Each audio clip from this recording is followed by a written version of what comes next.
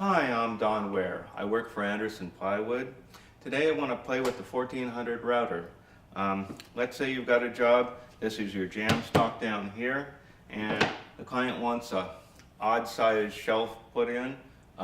Today I just grabbed a piece of 8/4 stock. It's been dressed both sides, so it's about 1 3/4 thick. And what I've done is I've struck a line here where the top of my shelf should be. Let's say it says on the plans it needs to be so far off the ground. So I struck top of the line, and I know that's nice and square, and I've got it already measured out. The bottom's going to be wherever the bottom is going to be, since it's odd size stock. Okay, and this will work too in case, let's say you've got a closet with the shelves for shoes that are in an angle, and you need really nice tight dados. This technique will work in that situation too. So what I'm going to do is get everything set up here. Let's say I'm working in somebody's house. They're in the shop here. I don't want to make a mess. So I'll put a couple sacrificial blocks on either side, and that will trap the dust as you're coming out of your dado on each end and get the suction back up into the router here. So I just took 2 pieces of scrap, cut them off the same board because they have to be the same thickness. Otherwise your dado is not going to come out right if you got 2 different thicknesses here.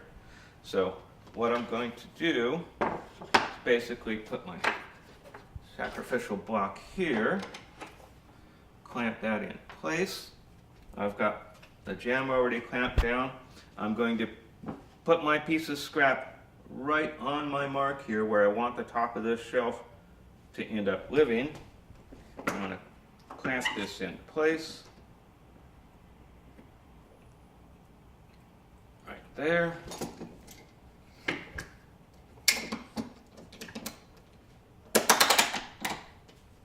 Clamp that in.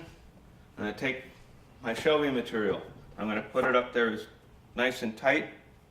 I'm going to take my other piece of scrap and put it on this side. And this I want to be really nice and tight. I don't want to have any gaps or anything when because then your shelf will be loose when you get done with this project. So we want this nice and tight. So I'm going to put that there. My last clamp. Pin this around here. And right there. And now that's fitting nice and tight right there.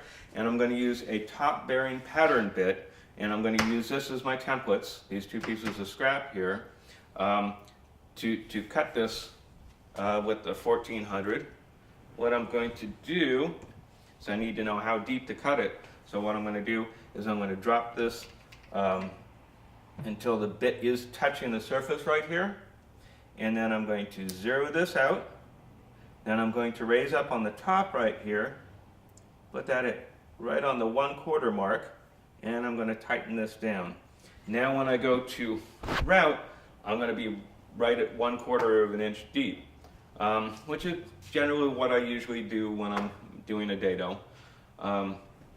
So let's get this all hooked up here. I've got my dust collection, and slip that into place. Lock that in, close the little window here. And I'm going to put the cord on, get this ready to go. Right there. Okay, everything looks good. Make sure everything's locked down and tight. And here we go.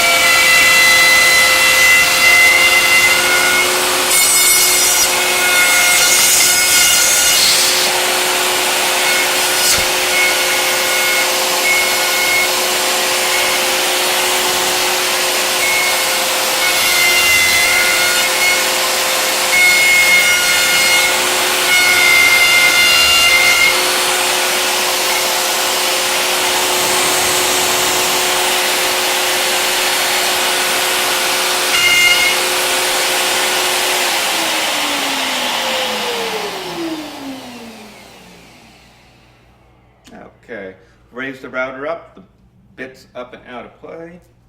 Throw this down. Let's see how we did.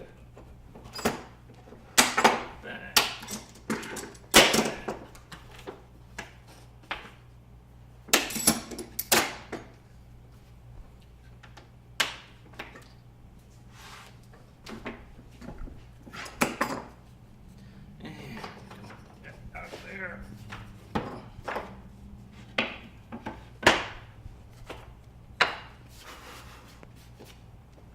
Okay.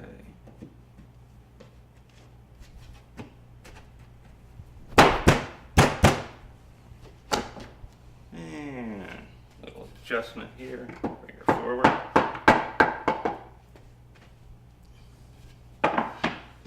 Now, that is a tight dado. That, either side of that is about as tight as you could ever want that. And zoom this in as much as I can here so you can at least see. And see there's really no line on here on either side.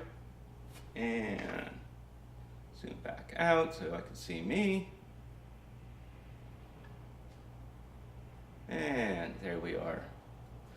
Okay, I mean, this is so tight it's not even falling out. There's no glue, there's no anything. That's a perfect fit on your dado. All right. It's as simple as that is, and like I said, you can use the same thing for many different uses. Morris's odd-sized shells, slanted shells, any of that. All right. Thanks a lot. I hope that helps.